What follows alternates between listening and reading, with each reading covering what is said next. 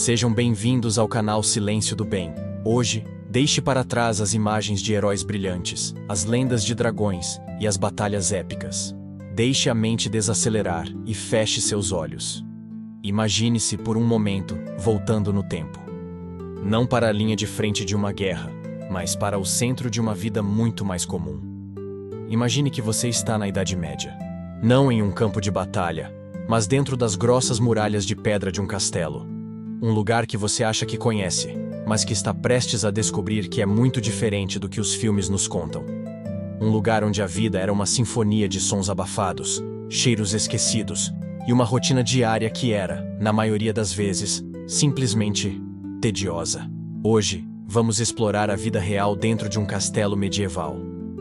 Vamos nos aninhar no tempo e, suavemente, descobrir os detalhes da vida que estavam escondidos à vista de todos. Vamos mergulhar nos sons e cheiros, nas responsabilidades e nos sonhos daqueles que chamavam o castelo de lar. Vamos começar com a pena de ser um escudeiro. Essa história começa com o ar dentro do castelo é frio. Sempre frio, não importa a estação.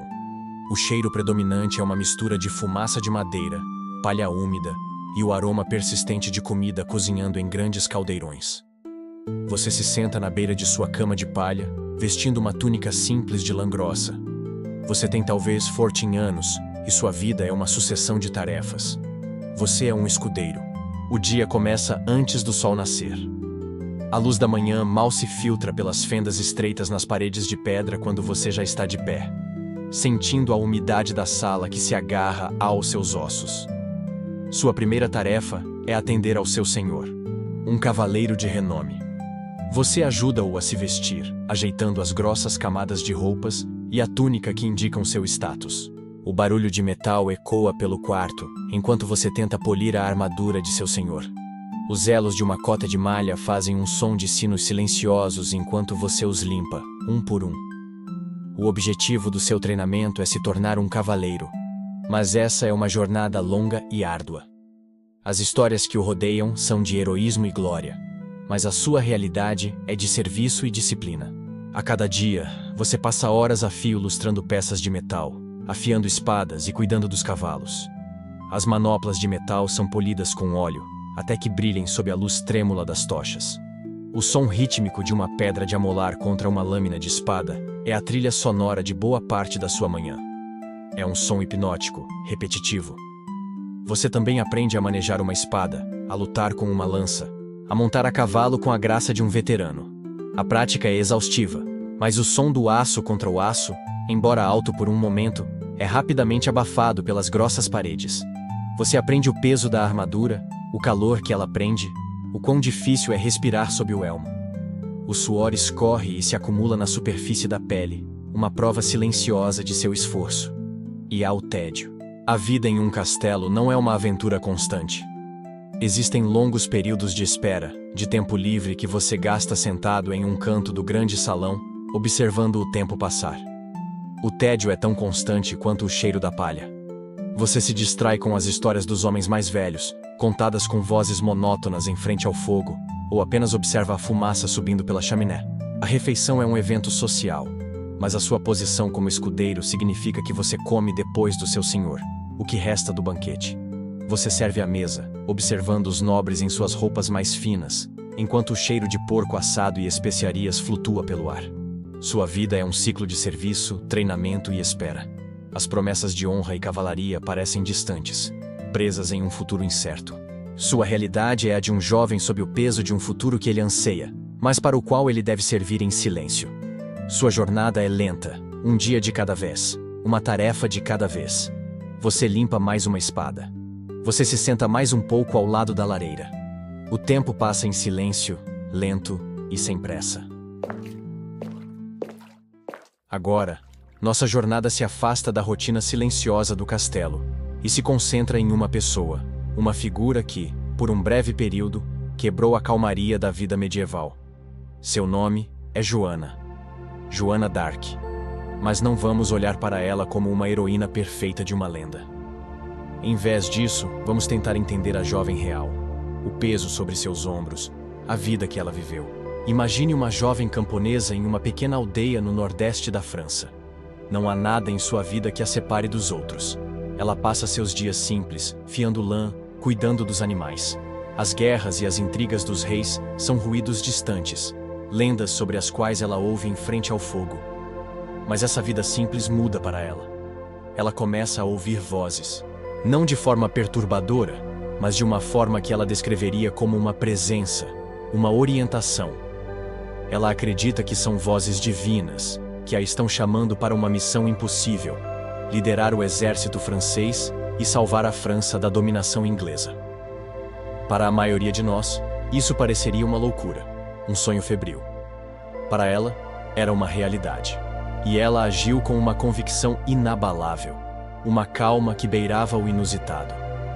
Para que sua história fizesse sentido, é preciso pensar nos desafios práticos. Imagine-se, uma jovem de 17 anos, sem treinamento militar, sem status social, se apresentando a um rei cético, cercado por conselheiros de fala mansa, todos tentando desvendá-la. Seu sucesso não foi apenas resultado de suas visões, mas também de uma determinação serena e de uma capacidade de convencer. Ela falou com calma, com uma certeza que desarmou as dúvidas. Agora, imagine a vida dela no campo de batalha.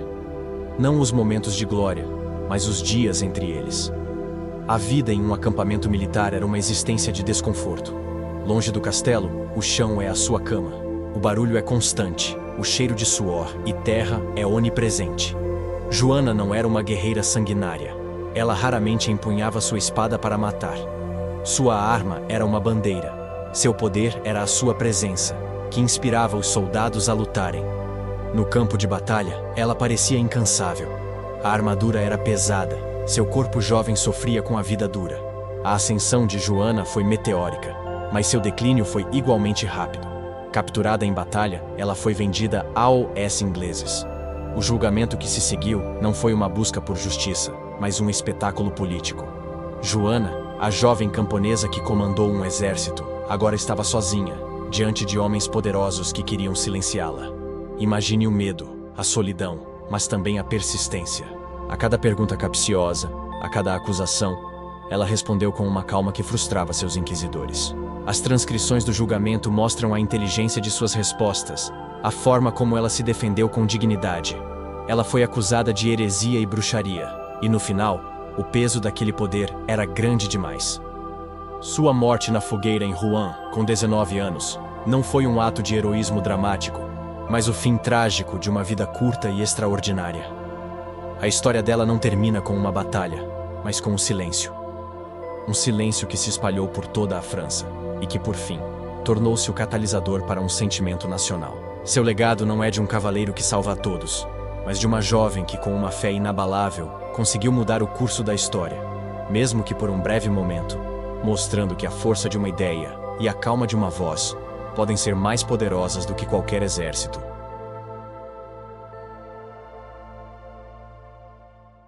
Deixamos agora o barulho da vida e o drama da história humana para nos perdermos no tempo, entre as paisagens vastas e silenciosas das terras altas da Escócia. Vamos entrar nos mistérios dos castelos abandonados da Escócia. Imagine a neblina que se agarra ao chão, o cheiro de turfa queimada no ar úmido. Aqui, a história é contada não por pessoas, mas por estruturas, por castelos esquecidos, cujas torres esguias se erguem como dedos de pedra, apontando para um céu cinzento. A maioria das pessoas pensam em castelos como fortalezas inexpugnáveis, cheias de vida e atividade. Mas muitos deles não sobreviveram ao tempo. Eles se tornaram ruínas, testemunhas mudas de vidas que desapareceram há muito tempo. Vamos focar em um deles. Um castelo que um dia foi o coração de um clã. Imagine-se de pé diante de um castelo abandonado. O portão de madeira apodreceu e caiu há séculos. Apenas as paredes de pedra maciça permanecem, cobertas de musgo e era. O silêncio é profundo, quebrado apenas pelo vento que sussurra através das aberturas das janelas e pelo pio solitário de um pássaro. Por que um lugar tão grandioso foi abandonado? A resposta muitas vezes não está em grandes batalhas ou desastres naturais, mas em segredos mais íntimos, mais humanos. A história desses lugares é a história dos clãs. Esses castelos não eram apenas residências. Eram o centro de poder. O lugar onde a fidelidade e a lealdade eram mantidas. Imagine o clã MacLeod e a sua rivalidade com os MacDonalds. Durante séculos, suas vidas foram uma dança de conflito e paz. Os castelos eram a materialização dessa rivalidade. Seus muros, que um dia foram fortes, eventualmente cederam. Talvez por causa de uma intriga familiar, um casamento fracassado ou uma disputa de terra que se arrastou por gerações. O poder de um clã não estava apenas em sua força militar, mas na sua capacidade de manter a coesão. Em algum momento, a vida simplesmente se esvaiu. Talvez o líder tenha morrido sem um herdeiro forte. Talvez uma epidemia tenha dizimado a população. Ou talvez, em um momento crucial, o clã tenha simplesmente se dissolvido, seus membros se espalhando em busca de uma vida mais fácil. O castelo, sem as pessoas que o mantinham vivo, tornou-se apenas um esqueleto de pedra. Você caminha pelos corredores vazios. O som de seus passos é abafado pelo chão de terra e folhas. A lareira, que um dia foi o coração quente do castelo, agora é apenas uma cavidade fria nas paredes. O vento sopra por ela, uma lufada gelada que parece trazer consigo histórias silenciosas. Nesses lugares abandonados, os mistérios não são sobre fantasmas ou maldições, mas sobre o que realmente aconteceu. Onde estão os tesouros que se diziam guardados? O que aconteceu com a última família que o chamou de lar? Essas perguntas não têm respostas fáceis. O tempo cobriu as pistas, deixando apenas a paisagem para contar a história. Então, ao imaginar esses castelos em ruínas, pense em como a história é frágil. Como uma estrutura de pedra, que parecia eterna, pode se dissolver, não com um estrondo, mas com o silêncio de pessoas que simplesmente foram embora.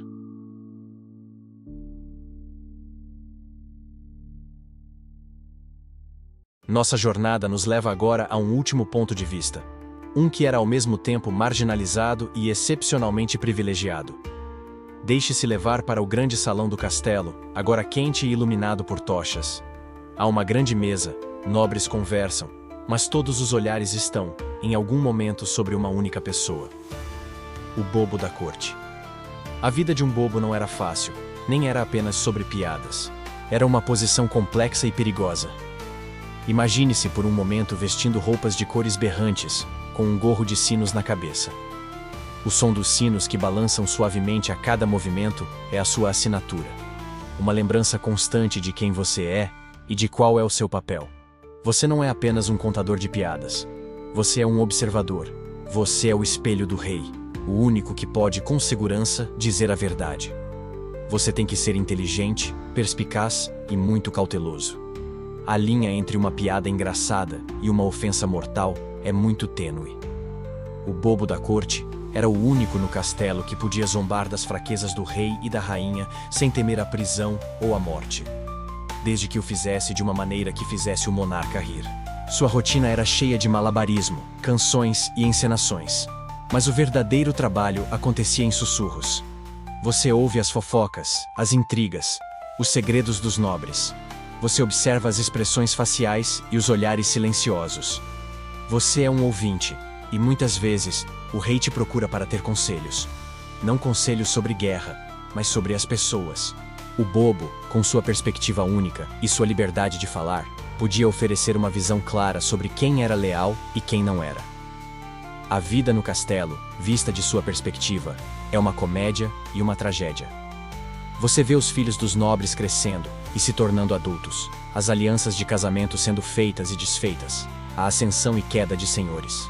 A cada banquete, você está lá, entretendo, mas também coletando informações.